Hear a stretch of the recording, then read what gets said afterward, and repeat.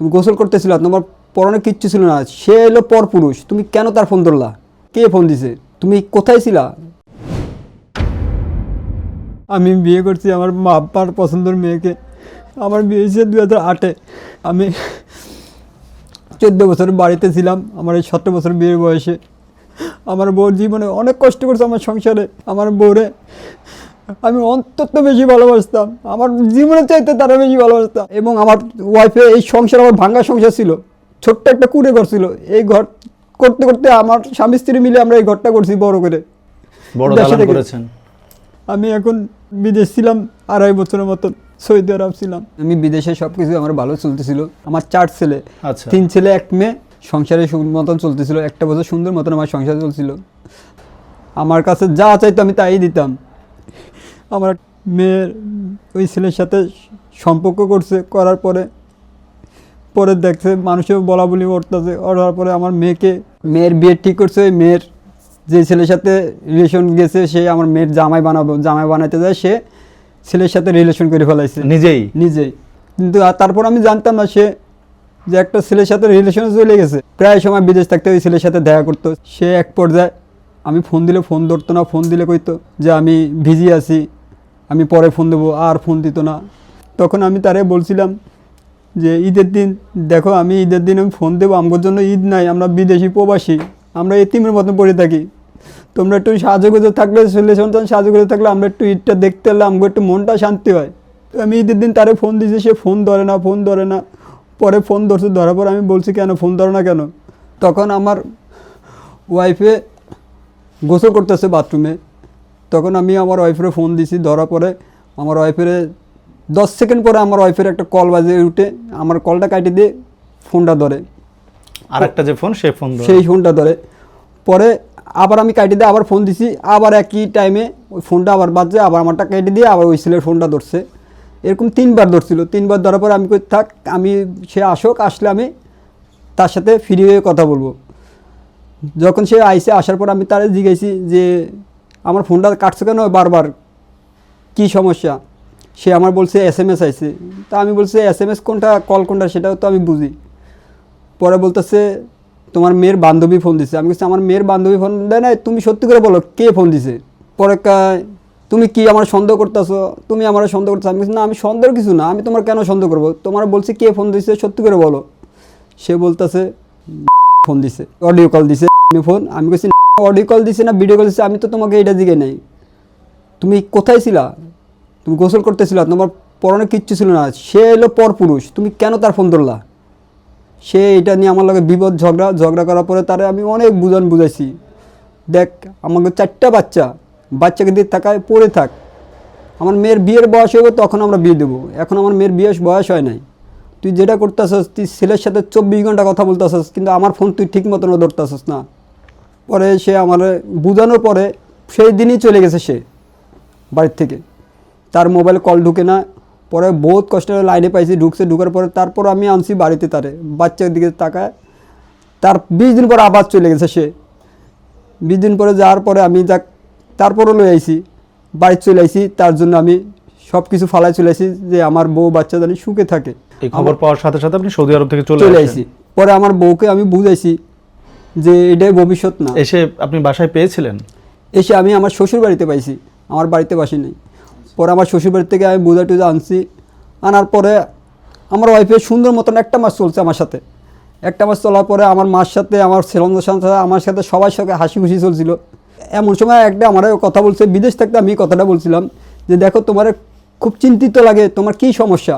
তোমার শারীরিক সমস্যা না তোমার কেউ ডিস্টার্ব করে? আমার কেউ ডিস্টার্ব করে না, কোনো অসুস্থ না। যখন আমি বলছি তোমাকে কেউ ব্ল্যাকমেল করে, তখন আমার ওয়াইফে একটা কথা বলে না, আস্তে মোবাইলটা থুয়ে দিছে।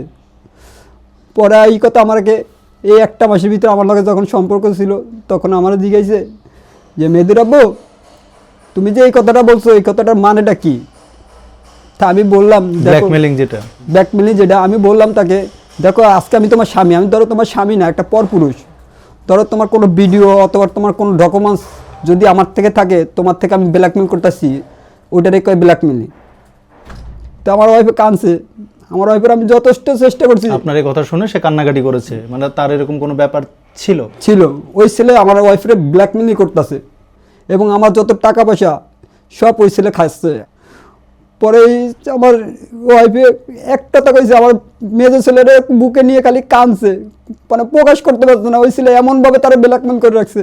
আজ দীর্ঘ 1.5 মাস সে আমার সংসারে নাই, চলে গেছে? ওই চলে ছেলের সাথে? গেছে ওই ছেলের সাথে। তার সাথে আপনার মেয়ের বিয়ে ঠিক হওয়ার কথা ছিল, জি, দিয়ে তার সাথে উনি চলে গেছে, হবু শাশুড়ি হয়ে চলে গেছে। চলে গেছে। ওই ছেলের কাছেই আছে, আর করতে হয় নাই। শুধু আমি খালি আপনার কাছে বিশেষভাবে অনুরোধ, আমার ওয়াইফের আমি শুধু চাই, প্রতিদিন তার মোবাইলে অপেক্ষা থাকি কখন সে ফোন দিব। দরজার সামনে আমি বসে থাকি কখন সে আসবো, সে আসে না, আমার ফোন দেয় না।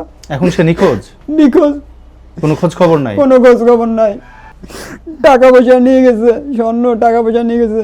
আমার স্বর্ণ টাকা পয়সার কোনো আফসোস নাই, শুধু আমার ভালোবাসার মানুষটা আমার কাছে চলে আসুক।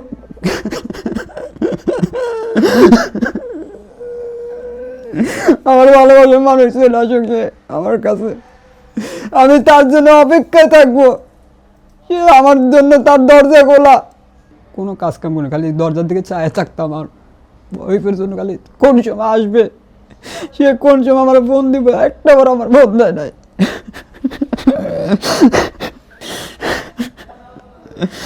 আমার জীবনে একটা প্রেম ছিল, যে আজকে সে চলে গেছে।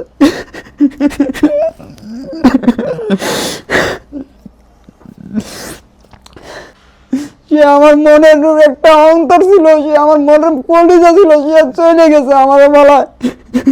আমি সারা রাত ঘুমাইতে পারি না। কিভাবে মেয়ের জামার সাথে সে প্রেম করতে পারলো? সে ছেলে শাশুড়ি হবে, সে মেয়ের জায়গায় সে নিজে প্রেম করে চলে গেছে।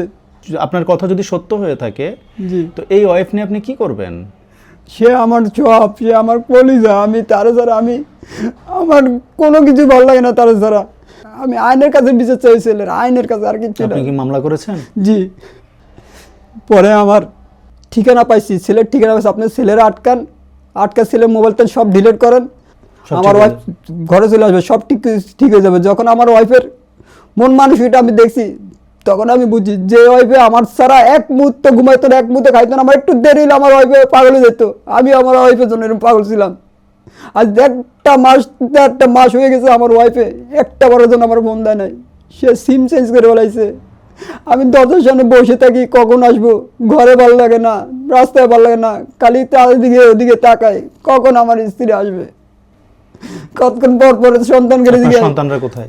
আমার কাছে 4 সন্তান, আমার কাছে 4টে সন্তান। জি। তা আপনি কি আর সৌদি আরব যাচ্ছেন না? জি না, আমি বাচ্চাকে নিয়ে পড়ে রয়েছি। খালি একটুকুই আমি বলতে চাই, তুমি যেখানে থাকো তোমার জন্য আমার দরজা খোলা। একবার এলো ফোন দিও, তুমি আমারে একবার এলো ফোন দিও। আর যদি আমি মারা যাই, এক মুঠো মাটি দিয়ে যায় আমারে, যেখানে থাকি তুমি আমার মাটি দিয়ে যাও। আমি মন থেকে কারো বুঝতে পারবো না, কোনো দিনও তোমারে বুঝতে পারবো না। এই মন যাতে তোমারে দিছি, আর কাউরে দেই নাই আমি। আর জীবনে কারো এই মনে আমি জায়গা দেবো না, আমি কাউরে জায়গা দেবো না।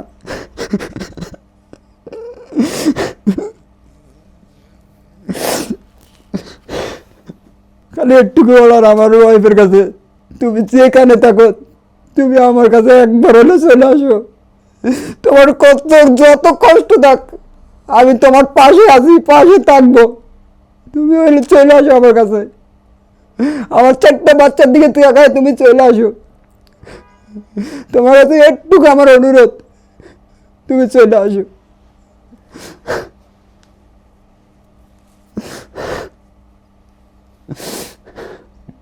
আমি মামলা করেছি, পুলিশ আমাকে সাহায্য করবে, এটা আমি আশা করছি। পুলিশ আমার যতটুকু হেল্প করার কাম করবে।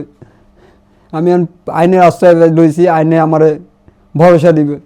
আপনি কি ওই ঠিকানায় যাওয়ার চেষ্টা করেছেন? ওই ছেলের ঠিকানা তো পেয়েছেন? জি, আমি পেয়েছি, যাইতে পারতাছি না। আমি যাওয়ার চেষ্টা করতেছি, আমার পিছে কেউ নাই। আমি যাব, ওইখানে যাওয়ার পর আমি সব পাইছি, কোথায় আছে সে, কোন জায়গায় আছে, সব কিছু পাইছি।